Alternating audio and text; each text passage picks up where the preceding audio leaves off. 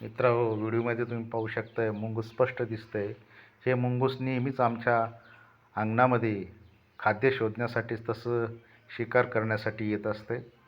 आणि मांजरही त्या ठिकाणी बसलेले दिसते. मांजरही त्याच्याकडे पाहत आहे आणि मुंगूसही त्याच्याकडे पाहत आहे, परंतु ते एकमेकाकडे काही धावून गेलेले नाही आहेत.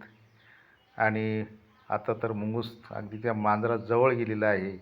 चपलाखाली काही आहे का ते पाहत आहे खाण्यासाठी. मांजरही त्याच्याकडे पाहत आहे.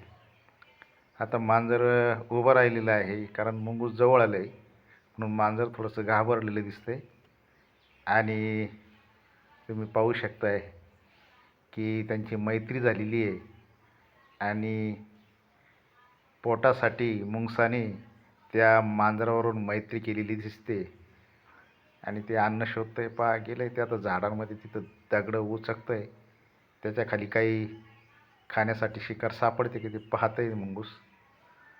आता फिरून हे मुंगूस समोरच असलेल्या सदाफुलीच्या झाडाच्या तिथे गेलेलं आहे. तिथं थोडंसं खत पडलेलं आहे, ते उकरतं आहे. त्याच्यामध्ये होमणी आळी किंवा त्यालाच ओढणी म्हणतात, ते खाण्यासाठी मिळतं आहे की नाही ते उकरून पाहत आहे. तिथं माती उकरतं आहे ते आणि शोधतं आहे.